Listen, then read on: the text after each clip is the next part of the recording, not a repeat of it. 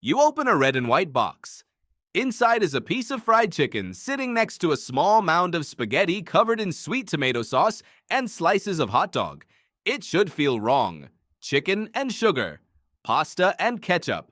But it doesn't feel wrong at all. It feels like home. And the real answer for why is far stranger than a recipe. This is the story of Jollibee, not just a fast food chain, but one of the only companies on Earth that went head-to-head with McDonald's on its own turf and won. To understand how, you have to go back to a broken ice cream machine in Manila in 1975. A man named Tony Tan Kak Tiong had just graduated with a degree in business. He wasn't dreaming of empires. He and his family opened two small ice cream parlors, a Magnolia franchise, selling scoops in the tropical heat. It was simple, it was safe. Until the machines kept breaking down. Repair technicians told him something odd. Ice cream sales were seasonal, hot food sales weren't. So instead of only fixing the freezers, Tan started serving hot meals alongside the cold ones. Burgers first, then fried chicken, then, almost as an afterthought, a strange sweet spaghetti his family had been making at home for years. Here's where it gets interesting. That spaghetti wasn't invented for a menu.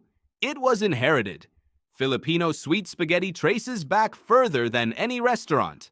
During the Spanish colonial period, sugar was one of the most heavily produced and traded goods in the archipelago. Sugar wasn't a luxury reserved for dessert. It worked its way into everyday cooking, into sauces, into meat glazes, into pasta.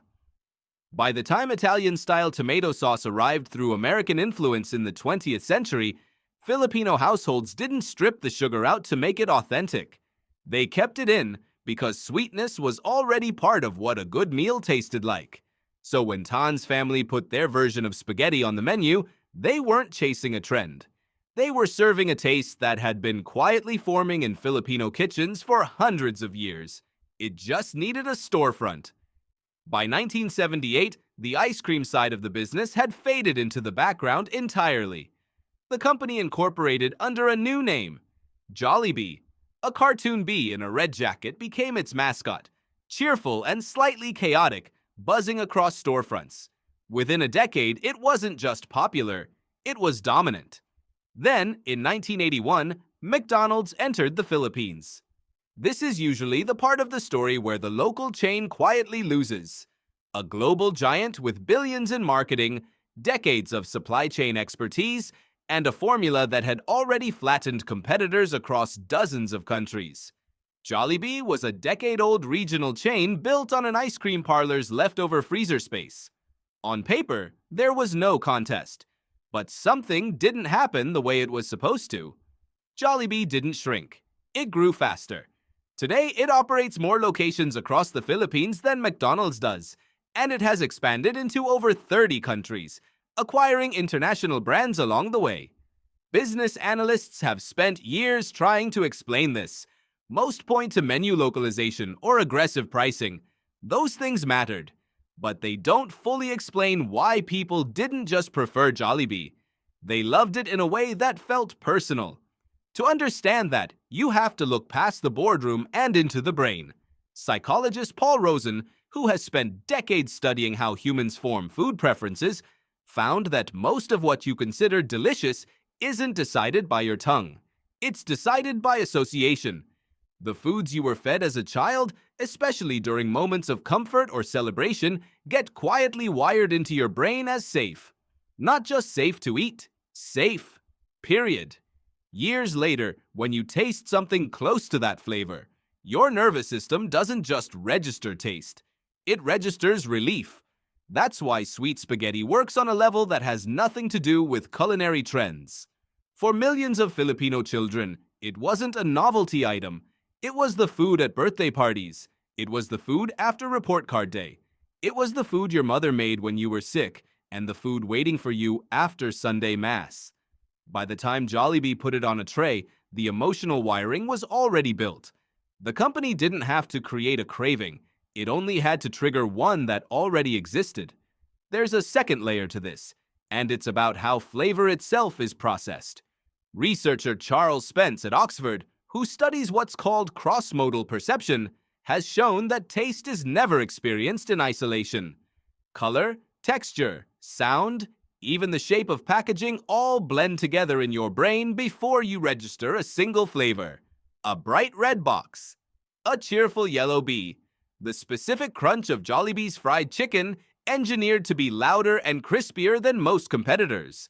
None of that is accidental. Every sensory input is reinforcing the same signal your brain already associates with comfort. And then there's memory itself, which behaves less like a filing cabinet and more like a spotlight. Psychologist Christine Bacho, who has researched nostalgia extensively, has found that nostalgic memories aren't simply recalled.